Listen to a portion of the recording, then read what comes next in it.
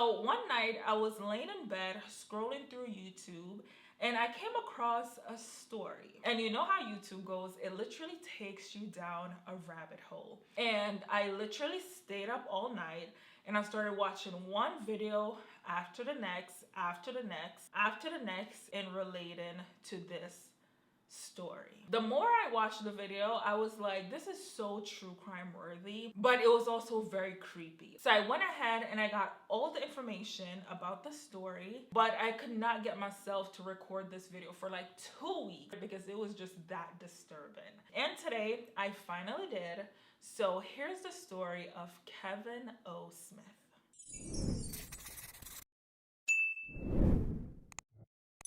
So Kevin O. Smith was a 39-year-old psychologist who was born and raised in Jamaica. His father died when he was still really young. So his grandfather decided that he would take him and his mother and his siblings to Canada to live with him. So this was around 1993. So Kevin came from a family with deep-rooted mental health issues. So people that knows him and his family, people in the community, they say that it never fails.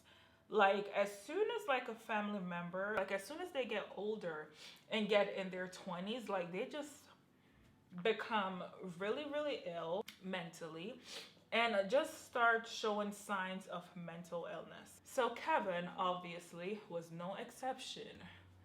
And you're gonna find out why. The mental health issues was mainly on his mother's side of family. So when he was growing up, his mother was abusive. She would say things like, I should have gotten an abortion instead of having you. Or she would say things like, I should have closed my legs while giving birth to you so you can die, or something like that, which is pretty messed up. But whatever. On his father's side of family, his father was actually a pastor, a very well-known and very well-liked pastor. So at a young age, Kevin wanted to be like his dad.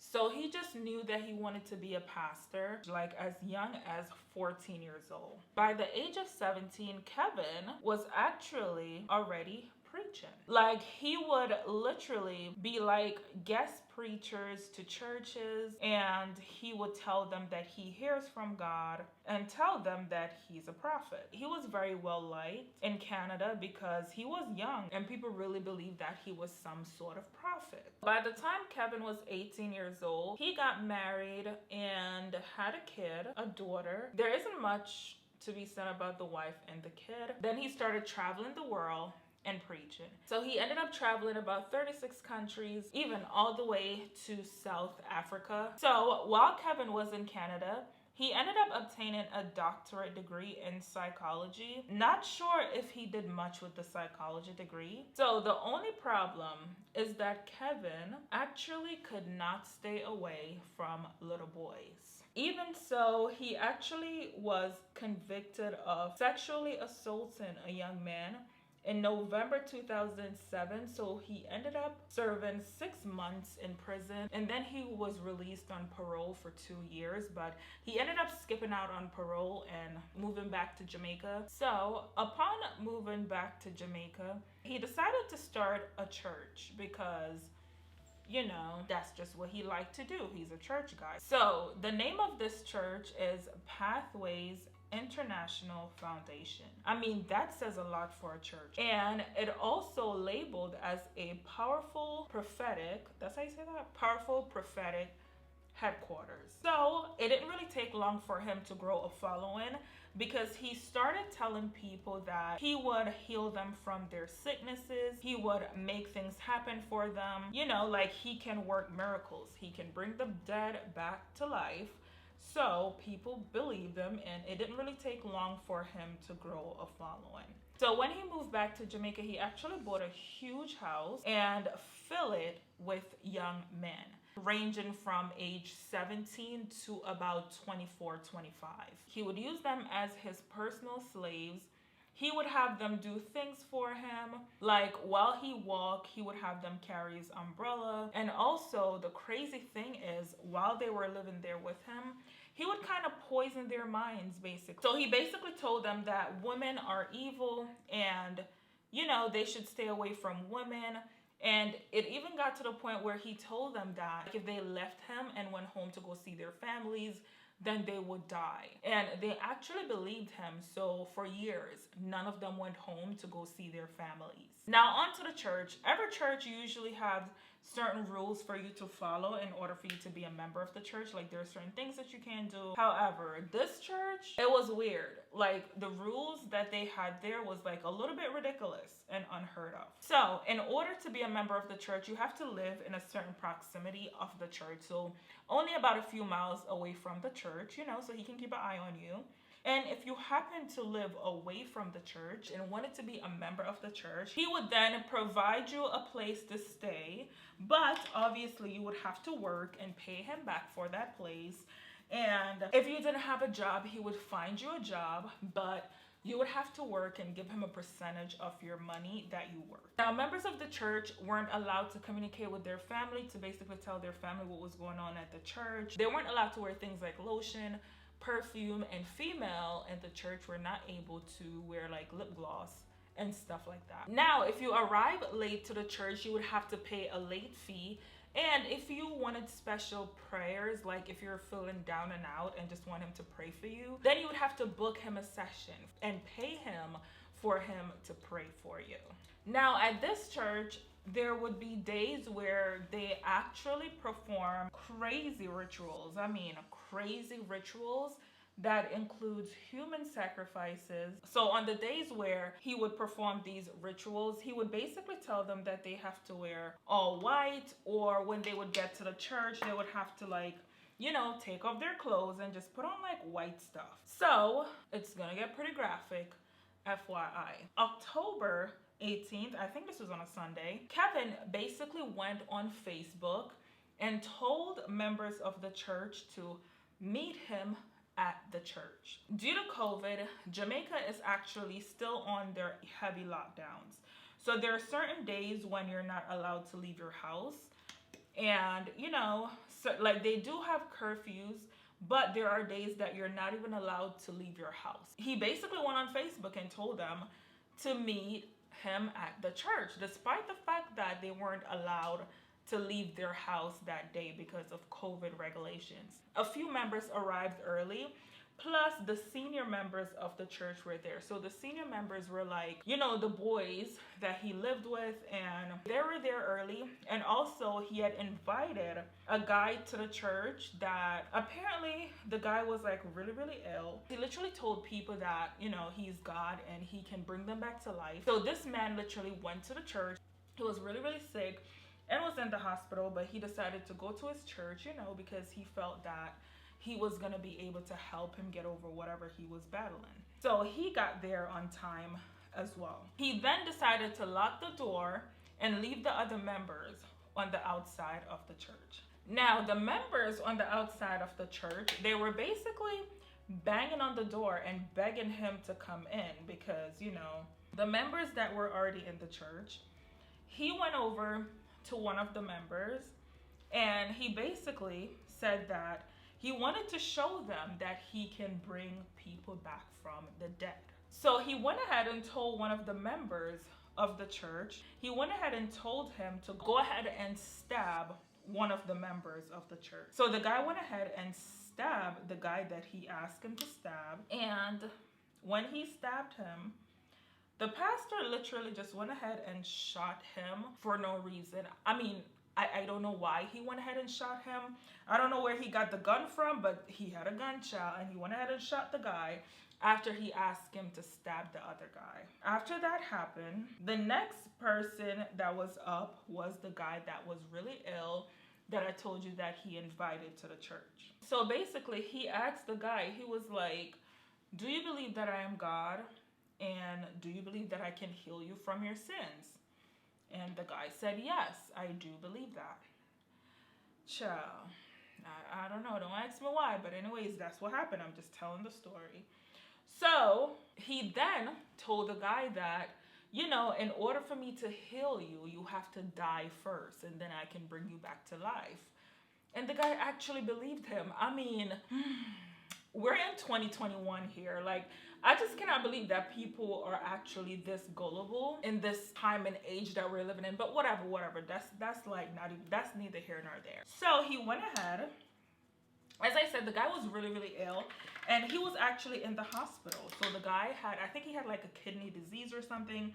So he literally had tubes go running through his body, like tubes in his chest, and just basically breathing tubes, survival tubes. The pastor went ahead and pulled the tubes out of the man. And the man took his clothes off and laid on the floor, basically, and bled out and died. So after that happened, the pastor told the members that were inside the church that he's gonna start letting in the people from outside one by one. So he told them that I'm gonna let them in one by one, and you should kill them. So he gave everyone in the church knives. So the first member that he let inside the church was this young lady.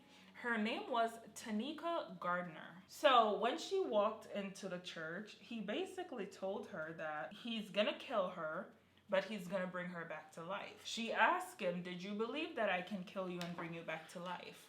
She said yes. Mind you, these people are heavily brainwashed. I mean, obviously, you have to be, but I don't even understand what kind of spell you would have to be under for you to agree for somebody to kill you. Like, I don't care what the hell. I'm not agreeing for anybody to kill me. Like, I'm sorry. You don't have to figure out another way for me to be healed. She basically got down on her knees, and he told one of the guys that were living with him, so one of the members in the church, he basically told the guy to cut her throat. The guy was scared to do it. Like, he was just scared. I'm guessing he just stood there in panic, thinking about it.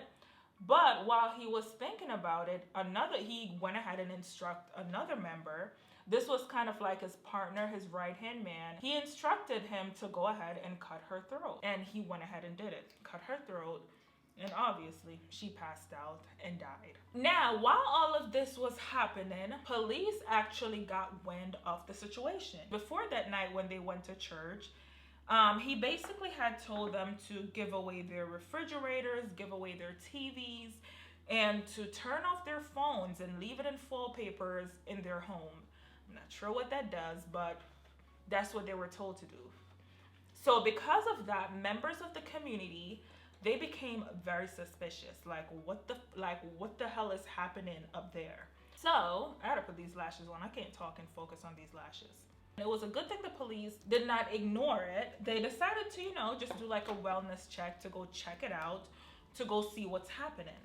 So when the police got there, like, a bunch of people were still on the outside, but for some reason they just felt like something was going on, because I think they heard rumors of human sacrifices being happening at that location before, so they decided to come with extra men and, come with backup and be ready for anything. Now, when they arrived at the church, one of the members that were inside of the church, she was actually a police officer as well. Interestingly, she was a police officer. So he basically told her that I give you powers, nothing can happen to you, go outside and attack the police. That's literally what he told her. So he gave her one of his robes, one of his robes that they be wearing at church or whatever. He gave her one of his robes and give her a knife, and told her to go outside and attack the police. And it was a lot of them out there. So she took the knife and she walked towards the entrance of the church. And then she just stood there. She stood by the door, but I'm guessing because she's a police officer herself, she probably had her little doubts. I mean, you could be brainwashed, but you can't be that brainwashed. Like, she's a cop, so she know, like, you go out here, they're gonna kill you. So now the pastor gave another member of the church a knife and said, go ahead, I give you powers, nothing can happen to you. No bullets can enter through your body.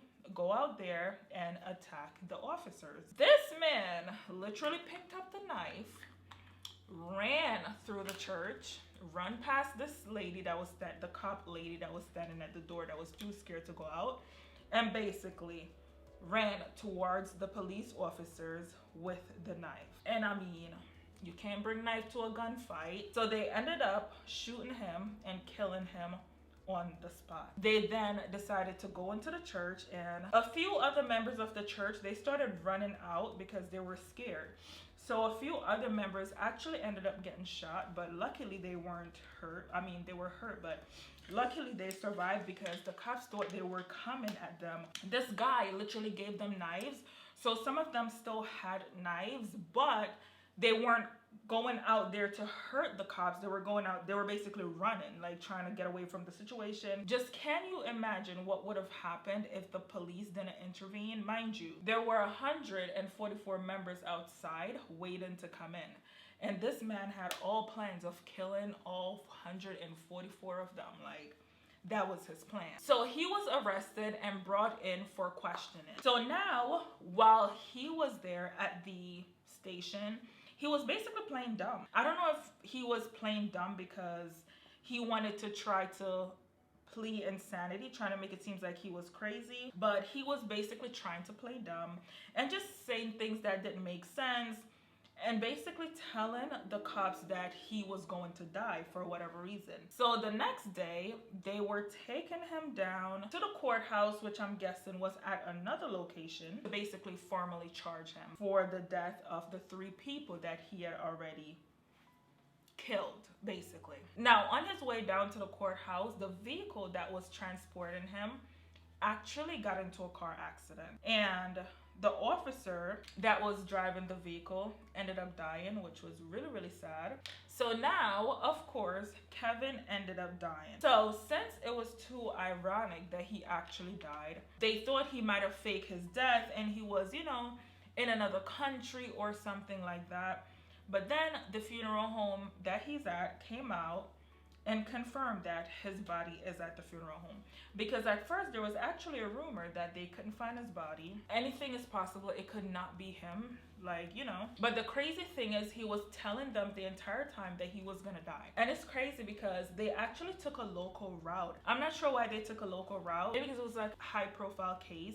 They decided to take another route. So they took a local route and the car was basically wrecked. No one knows what happened because, as I said, it was 3 officers in the car. One of them unfortunately didn't make it, and the other 2, they're in critical condition in the hospital, so they're not able to tell what exactly happened. However, his partner is still gonna stand trial because even though he died, the case is still there because you still killed people. And apparently they're saying that this isn't the first time that they had one of those, you know, one of those rituals where they ended up killing people. Like, it's a norm for them and it happened several times before. So his partner is actually being tried for the case. So his partner basically tried to plead insanity, but obviously they took him to get a psychiatric evaluation to make sure that he's, you know, mentally well enough to stand trial.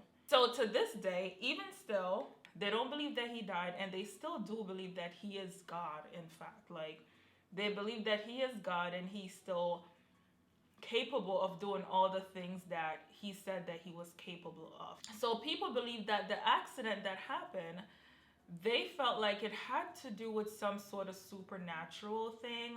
Like, they felt like spirits, some sort of spirits had to be involved in that car accident. So one of the witnesses who was at the scene of the crash when it happened, he basically said that, like, he was the first person there and he went to go help them before the cops came. Well, there was a cop that was in front of the car that was carrying him, but the witness still went over to go, you know, make sure everything was okay. And the witness said that he touched him.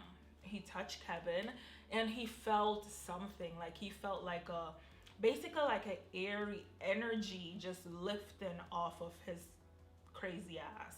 So, yeah, people do believe that there's a whole supernatural thing that's involved there. But what I think happened, I think that this guy is literally schizophrenic, and it's so crazy that he has a degree in psychology. Like, can you imagine somebody has a doctorate in psychology and they can't diagnose themselves? Like, that's crazy. But anyways, I do believe that he may have been schizophrenic, and that's why he was hearing things and hearing voices in his head, thinking that God is talking to him, but that was just, you know, craziness that he was hearing. And if you remember back to the beginning where I said that people who knew him when he was a kid, they say that mental health issues happen to run in his family. Like, it's something that just run rapid in his family, and obviously schizophrenic is very genetic.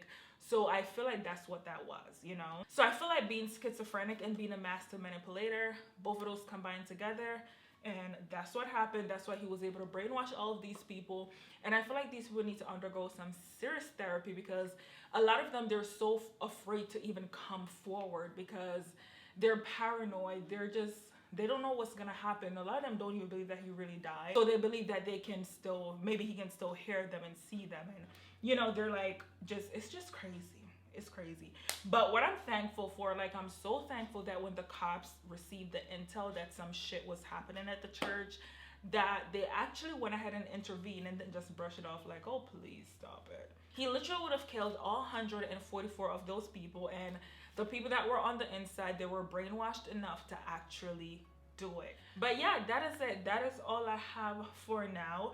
Thank you so much for watching. Don't forget to give this video a thumbs up and subscribe to my channel, and I'll see you in my next one. Bye bye.